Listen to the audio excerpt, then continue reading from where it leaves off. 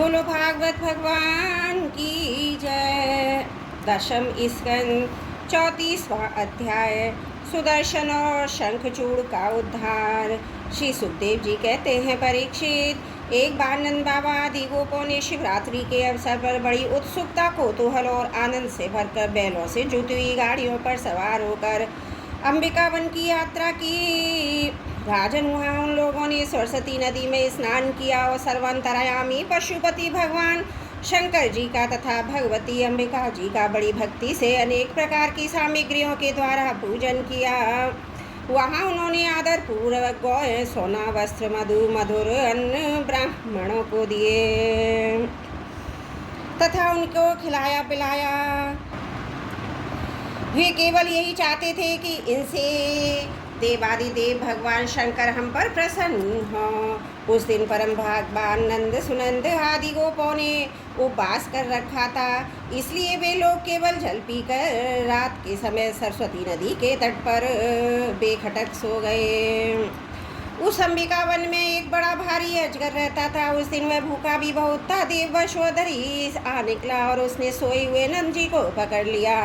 अजगर के पकड़ लेने पर नंदराज जी चिल्लाने लगे, बेटा कृष्ण कृष्ण, दौड़ो दौड़ो, देखो बेटा, यह अजगर मुझे निगल रहा है। मैं तुम्हारी शरण में हूँ, जल्दी मुझे संकट से बचाओ। नंद बाबा का चिल्लाना सुनकर सबके सब गोप एकाएक उठ खड़े हुए और उन्हें अजगर के मुंह में देखकर घबरा गए। अब वे लुकाटिया अधजली लकड़ियाँ से उस अजगर को मारने लगे, किंतु लुकाटियों से मारे जाने और जलने पर भी अजगर ने नंद बाबा को छोड़ा नहीं। इतने में ही भक्त वत्सल भगवान श्री कृष्ण वहाँ पहुँचकर अपने चरणों से उस अजगर को छू दिया। भगवान के श्री चरणों का स्पर्श होते ही अजगर के सारे अशुभ भस्म हो गए और उसी क्षण अजगर का शरीर छोड़कर विद्याधरा चिर्त सर्वांग सुंदर रूपवान बन गया। उस पुरुष के शरीर से दिव्य ज्योति निकल रही थी। वह सोने के हार पहने हुआ था। जब वह प्रणाम करने के बाद हाथ जोड़कर भगवान के सामने खड़ा हो गया, तब उन्होंने उससे पूछा, तुम कौन हो? तुम्हारे अंग अंग से सुंदरता फूटी पड़ती है, तुम देखने में बड़े अद्भुत जान पड़ते हो। तुम्हें यह अत्यंत निंदनीय अजगर योनि क्यों प्राप्त हुई है? अवश्य तुम्हें विवश होकर इसमें आना पड़ा होगा। अजगर के शरीर से निकला हुआ पुरुष बोला, भगवान, मैं पहले एक विद्याधर था, मेरा नाम था सुदर्शन। मेरे पास सौंदर्य तो था ही, लक्ष्मी भी बहुत थी। इससे मैं विमान पर चढ़कर यहाँ से वहाँ घूमता रहता था। एक दिन मैंने अंगिरा गोत्र के कुरूप ऋषियों को देखा। अपने सौंदर्य के घमंड से मैंने उनकी हंसी उड़ाई। मैंने इस अपराध से कुपित होकर उन लोगों ने मुझे अजगर योनि में जाने का शाप दे दिया। यह मेरे पापों का ही फल था। उन कृपालु ऋषियों ने अनुग्रह के लिए मुझे शाप दिया था, क्योंकि वह उसी का प्रभाव है। आज चराचर के गुरु स्वयं आपने अपने चरण कमलों से मेरा स्पर्श किया है। ऐसे मेरे सारे अशुभ नष्ट हो गए हैं। समस्त पापों का नाश करने वाले प्रभु, जो लोग जन्म मृत्यु रूप संसार से भयभीत होकर आपके चरणों की शरण ग्रहण करते हैं, उन्हें आप समस्त भयों से मुक्त कर देते हैं। अब मैं आपके श्री चरणों के स्पर्श से शाप से छूट गया हूँ और अपने लोक में जाने की अनुमति चाहता हूँ। भक्त वत्सल महायोगेश्वर पुरुषोत्तम, मैं आपकी शरण में हूँ। इंद्रादि समस्त लोकेश्वरों के परमेश्वर स्वयं प्रकाशमान परमात्मन, मुझे आज्ञा दीजिए। अपने स्वरूप में नित्य निरंतर एक रस रहने वाले अच्युत, आपके दर्शन मात्र से मैं ब्राह्मण के शाप से मुक्त हो गया हूँ। यह कोई आश्चर्य की बात नहीं है, क्योंकि जो पुरुष आपके नामों का उच्चारण करता है वह अपने आप को और समस्त श्रोताओं को भी तुरंत पवित्र कर देता है। फिर मुझे तो आपने स्वयं अपने चरण कमलों से स्पर्श किया है, तब भला मेरी मुक्ति में क्या संदेह हो सकता है। इस प्रकार सुदर्शन ने भगवान श्री कृष्ण से विनती की, परिक्रमा की और प्रणाम किया। फिर उनसे आज्ञा लेकर वह अपने लोक में चला गया। नंद बाबा इस भारी संकट से छूट गए। राजन, जब ब्रजवासियों ने भगवान श्री कृष्ण का यह अद्भुत प्रभाव देखा, तब उन्हें बड़ा विस्मय हुआ। उन लोगों ने उस क्षेत्र में जो नियम ले रखे थे उनको पूर्ण करके वे बड़े आदर और प्रेम से श्री कृष्ण की उस लीला का गान करते हुए पुनः ब्रज में लौट आए। एक दिन की बात है, अलौकिक कर्म करने वाले भगवान श्री कृष्ण और बलराम जी रात्रि के समय वन में गोपियों के साथ विहार कर रहे थे। भगवान श्री कृष्ण निर्मल पीताम्बर, बलराम जी नीलांबर धारण किए हुए थे। दोनों के गले में फूलों की सुंदर सुंदर हार लटक रहे थे तथा शरीर में अंगराग सुगंधित चंदन लगा हुआ था। सुंदर सुंदर आभूषण पहने हुए थे। गोपियाँ बड़े प्रेम और आनंद से ललित स्वर में उन्हीं के गुणों का गुणगान कर रही थी। अभी अभी सायकाल हुआ था। आकाश में तारे उगाए थे, चांदनी छिटक रही थी। बेलिया का सुंदर गंध से मतवाले होकर भौरे इधर उधर गुनगुना रहे थे तथा जलाशय में खिली हुई कुमुदिनी को सुगंध लेकर वायु मंद मंद चल रही थी। उस समय उनका सम्मान करते हुए भगवान श्री कृष्ण और बलराम जी ने एक ही साथ मिलकर राग अलापा। उनका राग आरोह अवरोह स्वरों के चढ़ाव उतार से बहुत ही सुंदर लग रहा था। वह जगत के समस्त प्राणियों के मनों कानों को आनंद से भर देने वाला था। उनका वह गान सुनकर गोपियाँ मोहित हो गईं। परीक्षित उन्हें अपने शरीर की भी सुधि नहीं रही। वे उस पर से खिसकती हुई वस्त्रों चोटियों से बिखरती हुई पुष्पों को संभाल सकें। जिस समय बलराम और श्याम दोनों भाई इस प्रकार स्वच्छंद विहार कर रहे थे और उन्मत्त की भांति गा रहे थे, उसी समय वहाँ शंखचूड़ नामक एक यक्ष आया। वह कुबेर का अनुचर था। परीक्षित दोनों भाइयों को देखते देखते उन गोपियों को लेकर बेखटक उत्तर की ओर भाग चला, जिनके एकमात्र स्वामी भगवान श्री कृष्ण ही है। वे गोपियाँ उस समय रो रो कर चिल्लाने लगी। दोनों भाइयों ने देखा कि जैसे कोई डाकू गौं को लूट ले जाए, वैसे ही वह यक्ष हमारी प्रेयसियों को लिए जा रहा है और वे हा कृष्ण हा राम पुकार कर रो पीट रही हैं। उसी समय दोनों भाई उसकी ओर दौड़ पड़े। डरो मत इस प्रकार अभयवाणी करते हुए हाथ में शाल का वृक्ष लेकर बड़े बेग से क्षणभर में ऊंचे नीचे यक्ष का पास पहुंच गए। यक्ष ने देखा कि काल और मृत्यु के समान ये दोनों भाई मेरे पास आ पहुंचे हैं, तब वह मूड घबरा गया। उसने गोपियों को वहीं छोड़ दिया, स्वयं प्राण बचाने के लिए भागा। तब स्त्रियों की रक्षा करने के लिए बलराम जी तो वहीं खड़े रह गए, परंतु भगवान श्री कृष्ण जहाँ जहाँ वह भाग कर गया उसके पीछे पीछे दौड़ते गए। वे चाहते थे कि उसके सिर की चूड़ामणि निकाल लें। कुछ ही दूर जाने पर भगवान ने उसे पकड़ लिया, उस दुष्ट के सिर पर कसकर एक घूंसा जमाया और चूड़ामणि के साथ उसका सिर भी धड़ से अलग कर दिया। इस प्रकार भगवान श्री कृष्ण शंखचूड़ को मारकर और चमकीली मणि लेकर लौट आए तथा सब गोपियों के सामने उन्होंने बड़े प्रेम से वह मणि बड़े भाई बलराम जी को दे दी। बोलो भागवत भगवान की जय। दशम स्कंद 34वां अध्याय समाप्त। त्रुटियों के लिए क्षमा चाहती हूँ। बोलो भागवत भगवान की जय। दशम स्कंद 35वां अध्याय युगल गीत। श्री सुखदेव जी कहते हैं, परीक्षित, भगवान श्री कृष्ण के गौ को चराने के लिए प्रतिदिन वन में चले जाने पर उनके साथ गोपियों का चित्त भी चला जाता था। उनका मन श्री कृष्ण चिंतन करता रहता। वे वाणी से उनकी लीलाओं का गान करती रहती। इस प्रकार वे बड़ी कठिनाई से अपना दिन बिताती। गोपियाँ आपस में कहती, अरे सखी, अपने प्रेमी जनों को प्रेम वितरण करने वाले, द्वेष करने वालों तक को मोक्ष दे देने वाले श्याम सुंदर नटनागर जब अपने बाएं कपोल को बाईं हांकी लटका देते हैं, अपनी भौं नचाते हुए बांसुरी को अधरों से लगाते हैं तथा अपनी सुकुमार उंगलियों को उसके छेदों पर फिराते हुए मधुर तान छेड़ते हैं, उस समय सिद्ध पत्नियां आकाश में अपने पति सिद्ध गणों के साथ विमानों पर चढ़कर आ जाती हैं। उस तान को सुनकर अत्यंत ही चकित तथा विस्मित हो जाती हैं। पहले तो उन्हें अपने पतियों के साथ रहने पर भी चित्त की यह दशा देखकर लज्जा मालूम होती है, परंतु क्षणभर में ही उसका चित्त कामबाण से बिध जाता है। वे विवश और अचेत हो जाती हैं। उन्हें इस बात की भी सुधि नहीं रहती कि उनकी नीवी खुली हुई है, उसके वस्त्र खिसक गए हैं। अरे गोपियों, तुम ये आश्चर्य की बात सुनो। ये नंद नंदन कितने सुंदर हैं। जब ये हंसते हैं, हाथ से रेखाएं हार का रूप धारण कर लेती हैं, शुभ्र मोती से चमकने लगती हैं। अरे वीर, इनके बक्षे स्थल पर लहराते हुए हार भी हास्य की किरणें चमकने लगती हैं। उनके बक्षे स्थल पर श्रीवत्स की सुनहली रेखा वह तो ऐसी जान पड़ती है मानो श्याम बेग पर बिजली बिस्तर रूप से बैठ गई हो। वे अब दुखी जनों को सुख देने के लिए, विराहियों के मृतक शरीर में प्राणों का संचार करने के लिए बांसुरी बजाते हैं। तब ब्रज के झुंड बैल गौएं हरिण उनके पास ही दौड़ाते हैं। केवल आते ही नहीं, सखी दांतों से चबाया हुआ घास का ग्रास उनके मुंह में त्यों का त्यों पड़ा रह जाता है।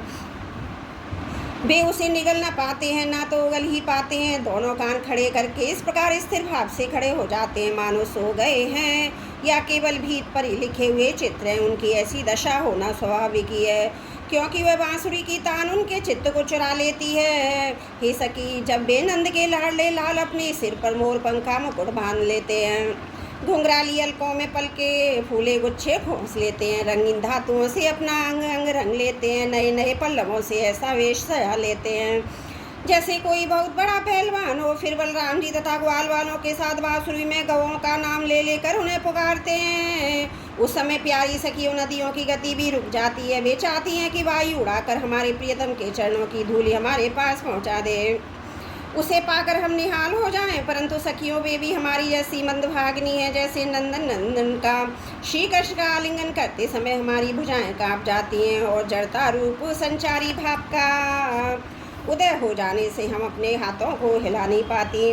वैसे ही वे प्रेम के कारण कांपने लगती हैं। 2-4 बार अपनी तरंग रूप भुजाओं को कांपते कांपते उठाती तो अवश्य है, परंतु विवश होकर स्थिर हो जाती हैं।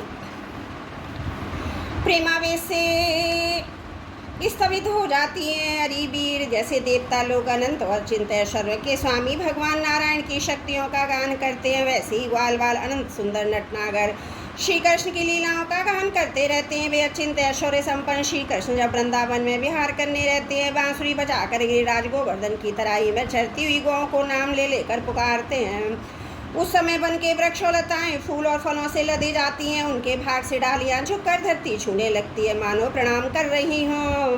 वे वृक्ष और लताएं अपने भीतर भगवान विष्णु की अभिव्यक्ति सूचित करती हुई इसी प्रेम से फूल उठती हैं। उनका रोम रोम खिल जाता है, सबकी सब मधुर धाराएं उड़ने लगती हैं। अरे सखी, जितनी भी वस्तुएं संसार में उसके बाहर देखने योग्य, उनमें सबसे सुंदर सबसे मधुर सबके शिरोमणि हैं ये हमारे मनमोहन। उनके सामने ललाट पर केसर की खौर कितनी फपती है, बस देखती ही जाओ। गले में घुटनों तो लटकती हुई बनमाला, उसमें पिरोई तुलसी की दिव्य गंधो मधुर मधु मत वाले होकर झुंड के झुंड भौरे बड़े मनोहर उच्च स्वर से गुंजार करते रहते हैं। हमारे नटनागर श्याम सुंदर भौरों की उस गुणगान का आदर करते हैं और उन्हीं के स्वर में स्वर मिलाकर अपनी बांसुरी फूटने लगते हैं। उस समय सखी उस मुनिजन मोहन सिंह संगीत को सुनकर सरोवर रहने वाले सारस हंस आदि पक्षियों का भी चित्त उनके हाथ से निकल जाता है, छिन जाता है। वे विवश होकर प्यारे श्याम सुंदर के पास आ बैठते हैं तथा आंखें मुंह चुपचाप चित्त एकाग्र करके उनकी आराधना करने लगते हैं, मानो कोई विहंग व्रति के रसिक परमहंसियों। भला कहो तो यह कितने आश्चर्य की बात है। अरे ब्रज देवियों, हमारे श्याम सुंदर जब पुष्पों के कुंडल बनाकर अपने कानों में धारण कर लेते हैं, बलराम जी के साथ गिरिराज के शिखरों पर खड़े होकर सारे जगत को हर्षित करते हुए बांसुरी बजाने लगते हैं। बांसुरी क्या बजाते हैं, आनंद में भरकर उसकी ध्वनि के द्वारा सारे विश्व का आलिंगन करने लगते हैं। उस समय श्याम मेघ बांसुरी की तान के साथ मंद मंद गरजने लगता है। उसके चित्त में इस बात की शंका बनी रहती है कि कहीं मैं जोर से गर्जना कर उठूं और कहीं बांसुरी की तान के विपरीत पड़ जाए, इसमें बेसुरापन ले आए तो मुझसे महात्मा श्री कृष्ण का अपराध हो जाएगा। सखी, वह इतना ही नहीं करता, वह जब देखता है कि हमारे सखा घनश्याम को घाम लग रहा है, तब वह उनके ऊपर आकर छाया कर लेता है, उनका छत्र बन जाता है। अरे वीर, वह तो प्रसन्न होकर बड़े प्रेम से उनके ऊपर अपना जीवनी नौछावर कर देता है। नन्ही नन्ही फूलों के रूप में ऐसा बरसने लगता है मानो दिव्य पुष्पों की वर्षा कर रहा हो। कभी कभी बाटकों और बादलों में ओट में छिपकर देवता लोग भी पुष्प वर्षा कर जाया करते हैं। सती शिरोमणि यशोदा जी तुम्हारे सुंदर ग्वाल वालों के साथ खेल खेल में बड़े निपुण हैं।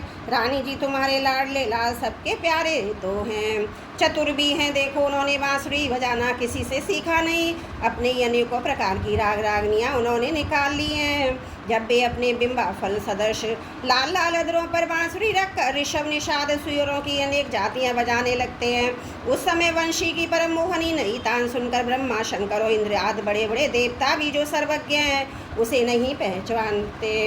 वे इतने मोहित हो जाते हैं, उनका चित्त तो उनके रोकने पर भी उनके हाथ से निकल वंशी ध्वनि में तल्लीन हो ही जाता है। सिर भी झुक जाता है और भी सुध बुध होकर उसी में तन्मय हो जाते हैं। अरे वीर, उनके चरण कमलों में ध्वजा वज्र कमल अंकुश आदि के विचित्र और सुंदर सुंदर चिन्ह हैं। जब ब्रजभूमि गौं के खुद से खुद जाती है, तब वे अपने सुकुमार चरणों से उसकी पीड़ा मिटाते हुए गजराज के समान मंद गति से आते हैं और बांसुरी भी बजाते रहते हैं। उनकी ये वंशी ध्वनि, उनकी यह चाल और उनकी यह बिल्लास्वरी चितवन हमारे हृदय में प्रेम के मिलन की आकांक्षा को आवेग बढ़ा देती है। हम उस समय इतनी मुग्ध इतनी मोहित हो जाती हैं कि हिल डोल तक नहीं सकती। मानो हम जड़ वृक्ष हों, हमें तो इस बालक का भी पता नहीं चलता। हमारा जूड़ा खुल जाता है, बंधा हमारे शरीर वस्त्र का उतर जाता है। यह है अरे वीर, उनके गले में मणियों की माला बहुत ही भली मालूम होती है।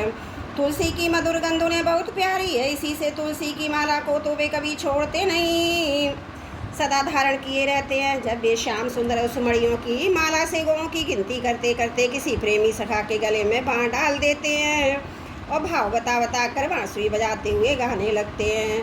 उस समय बजती हुई इस बांसुरी के मधुर स्वर से मोहित होकर कृष्ण सार मृगों की पत्नी हिरनियाँ भी अपना चित्त उनके चरणों पर निछावर कर देती है। और जैसे हम गोपियाँ अपने घर गृहस्थी की आशा अभिलाषा छोड़कर गुणसागर नागर नंद नंदन को घेर लेती हैं, वैसे ही वे उनके पास दौड़ आती हैं, वहीं एकटक देखती हुई खड़ी रह जाती हैं, लौटने का नाम भी नहीं लेती। नंदरानी यशोदा जी, वास्तव में तुम बड़ी पुण्यवती हो, तभी तो तुम्हें ऐसे पुत्र मिले हैं। तुम्हारे वे लाडले लाल बड़े प्रेमी हैं, उनका चित्त बड़ा कोमल है। वे प्रेमी सखाओं का तरह तरह से हास प्रयास के द्वारा सुख पहुँचाते हैं। कुंदकली का हार पहनकर जब वे अपने को विचित्र वेश में सजा लेते हैं और ग्वाल बाल तथा गौं के साथ यमुना जी के तट पर खेलने लगते हैं, उस समय मदलहज चंदन के समान शीतल सुगंधित स्पर्श मंद मंद अनुकूल बहकर वायु तुम्हारी लाल की सेवा करती है और गंधर्वादी उपदेवता बंदी जनों के समान गा बजा कर उन्हें संतुष्ट करते हैं तथा अनेकों प्रकार की भेंटें देते हुए सब ओर से घेर कर उनकी सेवा करते हैं। अरे सखी, श्याम सुंदर ब्रज की गौं से बड़ा प्रेम करते हैं, इसलिए तो उन्होंने गोवर्धन धारण किया था। अब वे सब गाँवों को लौटा कर आते ही होंगे। देखो सायंकाल हो चला है, तब इतनी देर क्यों होती है।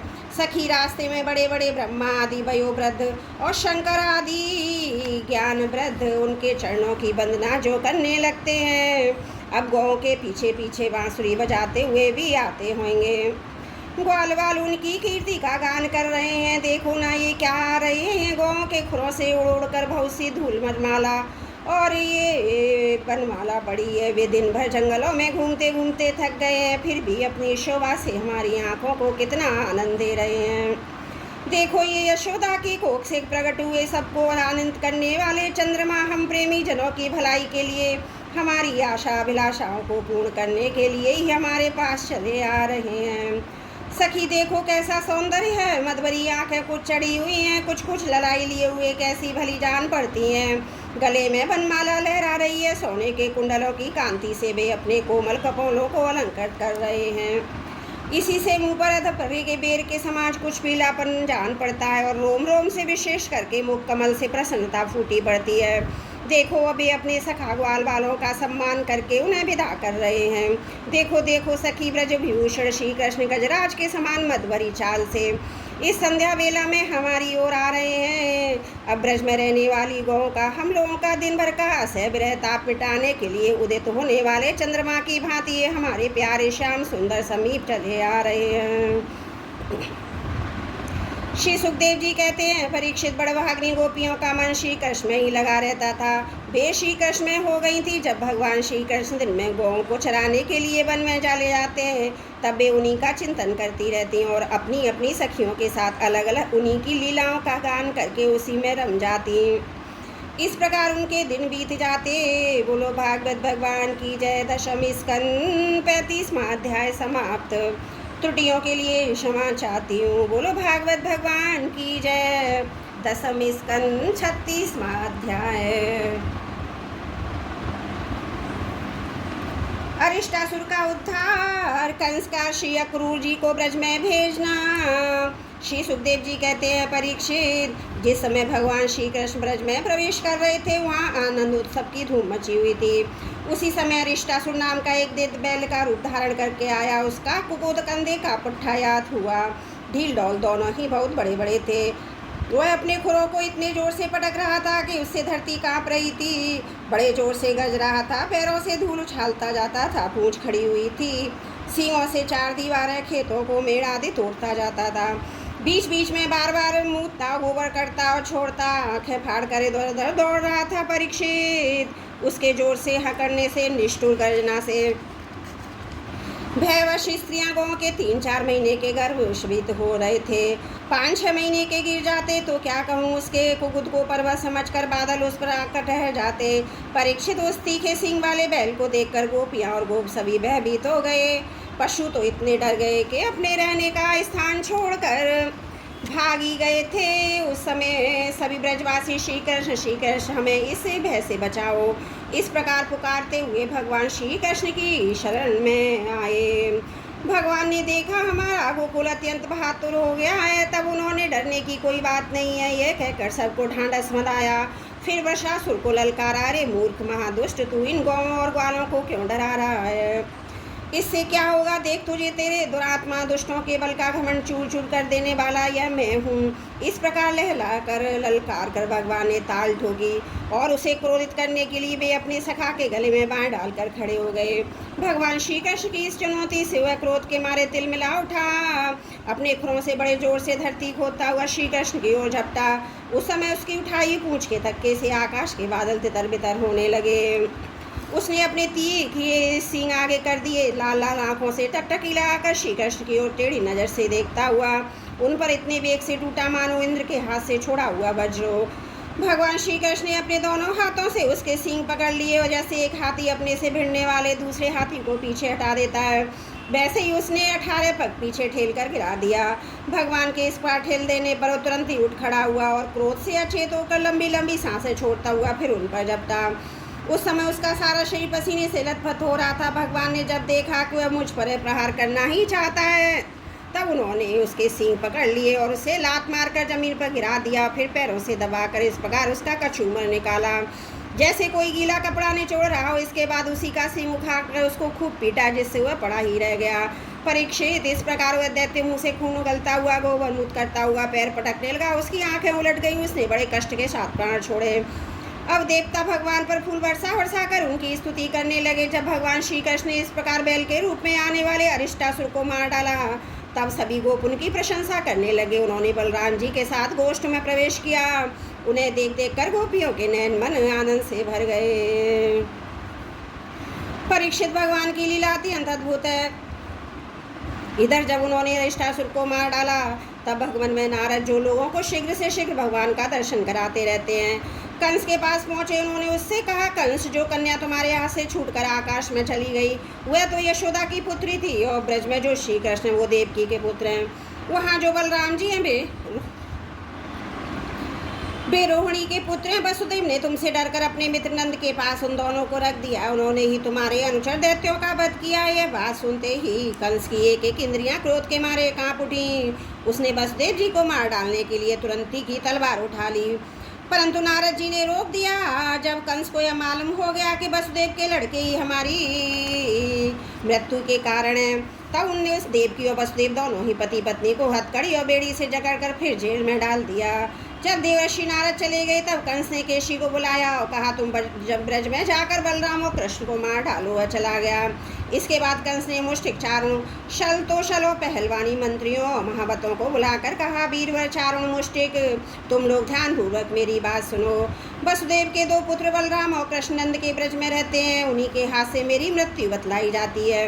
अतः जब वे यहाँ आवे, तब तुम लोग उसने कुश्ती लड़ाने के बहाने मार डालना। अब तुम लोग भांति भांति के मंच बनाओ, उन्हें अखाड़े के चारों ओर गोल गोल सजा दो। उन पर बैठकर नगरवासी देश की दूसरी प्रजा इस स्वच्छंद दंगल को देखे।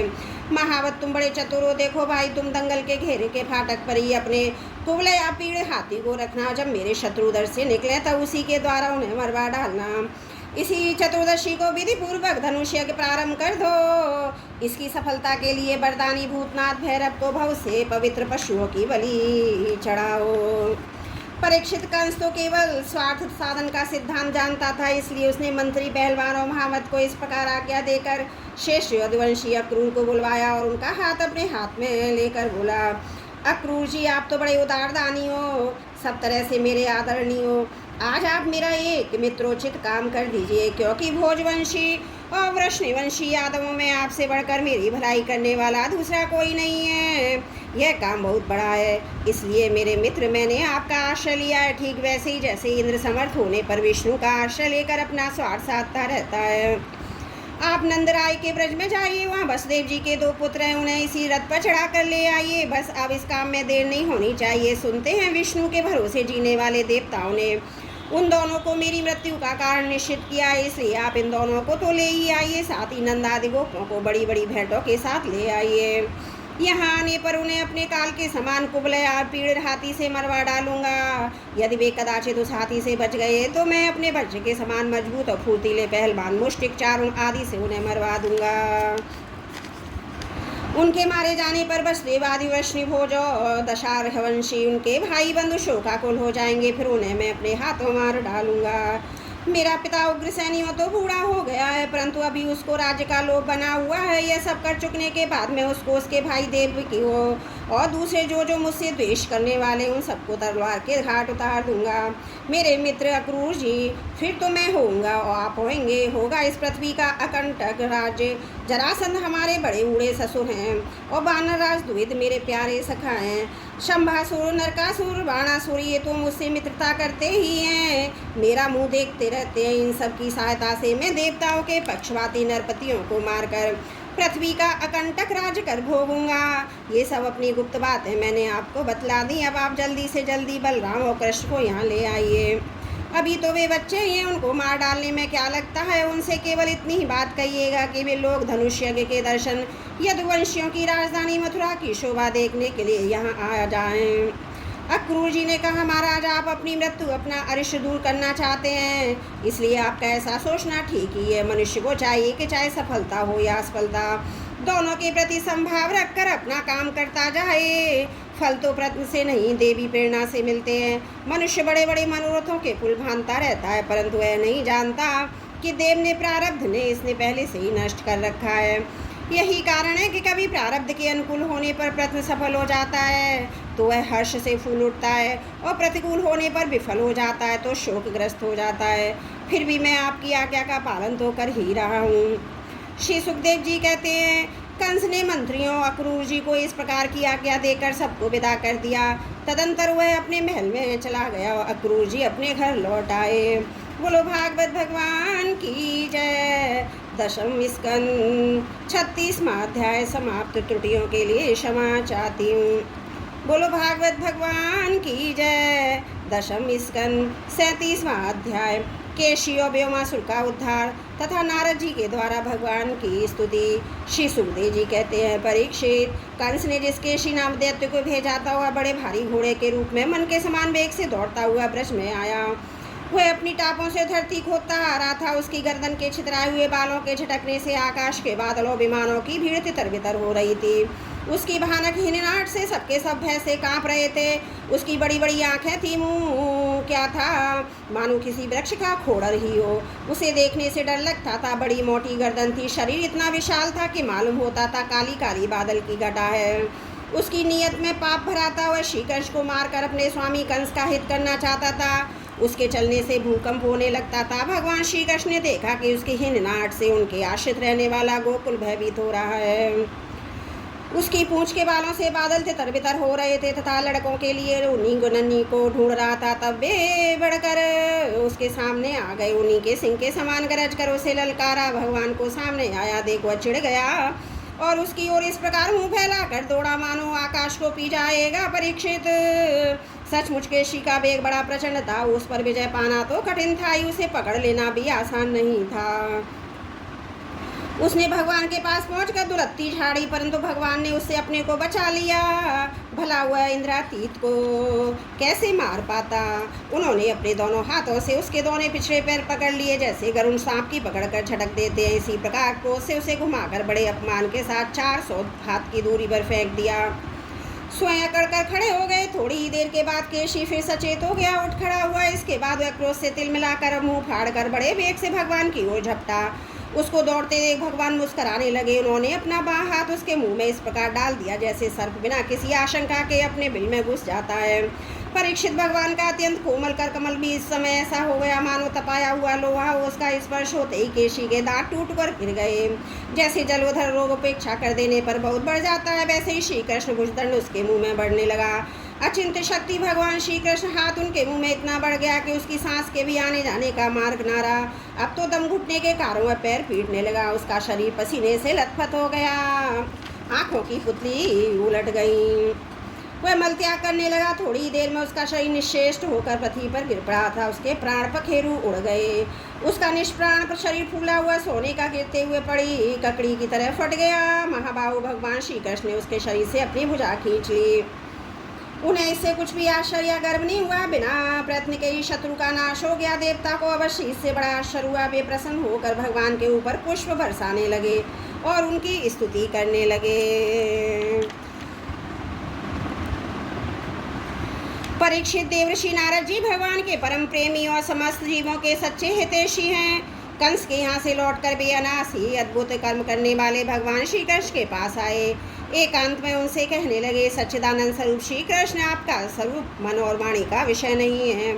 आप योगेश्वर हैं, सारे जगत का नियंत्रण आप ही करते हैं। आप सबके हृदय में निवास करते हैं और सबके सब आपके हृदय में निवास करते हैं। आप भक्तों के एकमात्र वांछनीय यदुवंश शिरोमणि और हमारे स्वामी हैं। जैसे एक अग्नि सभी लकड़ियों में व्याप्त रहती है, वैसे एक ही आप समस्त प्राणियों के आत्मा हैं। आत्मा के रूप में होने पर भी आप अपने को छिपाए रखते हैं, क्योंकि आप पंचकोश रूप गुफाओं के भीतर रहते हैं। फिर भी पुरुषोत्तम के रूप में, सबके नियंता के रूप में और सबके साक्षी के रूप में आपका अनुभव होता ही है।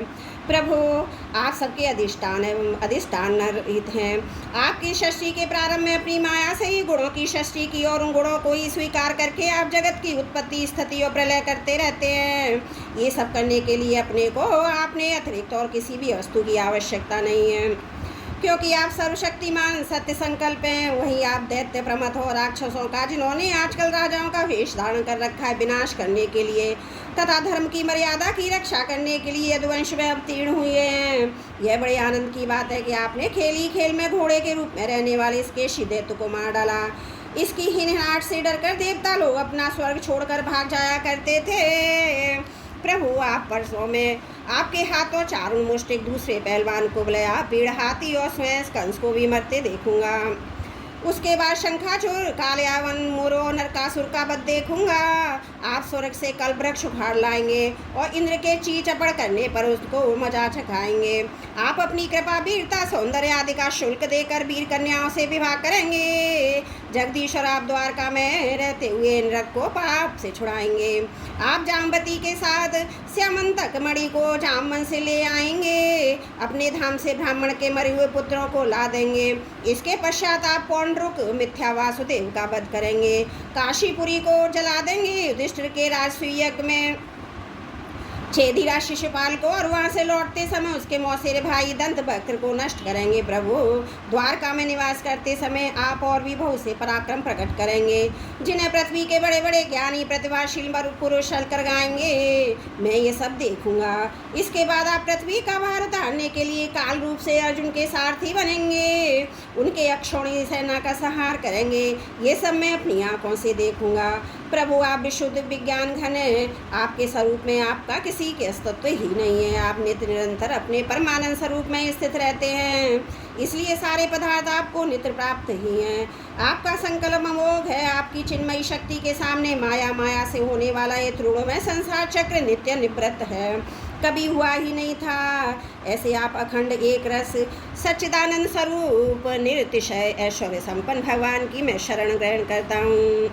आप सबके अंतर्यामी और नियंता हैं, अपने आप में स्थित परम स्वतंत्र हैं। जगत और उसके अवशेष और विशेषों भाव रूप सारे भेद विभेदों की कल्पना केवल आपकी माया से ही हुई है।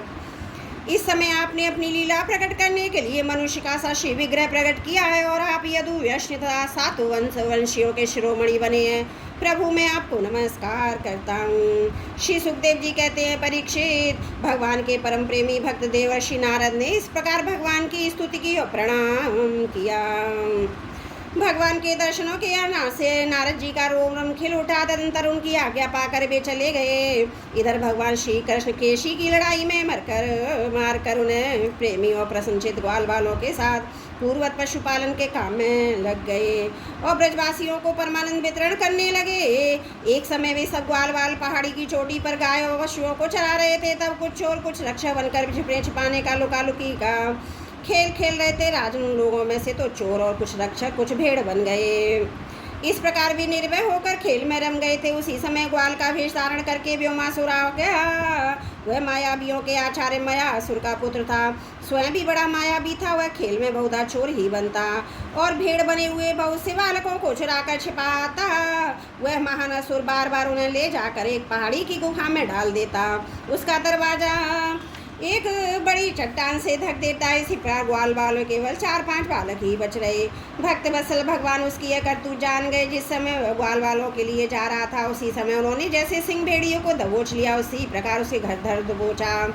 व्योमासुर बड़ा बली था। उसने पहाड़ के समान अपना असली रूप प्रकट कर दिया। चाहा अपने को छुड़ा लूं, परंतु भगवान ने उसकी इस प्रकार अपने शिकंजे में फांस लिया था कि वह अपने को छुड़ा ना सका। तब भगवान श्री कृष्ण ने अपने दोनों हाथों से जकड़कर उसे भूमि पर गिरा दिया और पशु की भांति गला घोंट कर मार डाला। देवता लोग विमानों पर चढ़कर उनकी यह लीला देख रहे थे। अब भगवान श्री कृष्ण ने गुफा के द्वार पर लगे हुए चट्टानों के बिहान तार डाले। ग्वाल वालों को उस संकट पूर्ण स्थान से निकाल लिया। बड़े बड़े देवता ग्वाल वाल उनकी स्तुति करने लगे और भगवान श्री कृष्ण ब्रज में चले आए। बोलो भागवत भगवान की जय। दशम स्कंद 37वां अध्याय समाप्त। त्रुटियों के लिए क्षमा चाहती हूँ।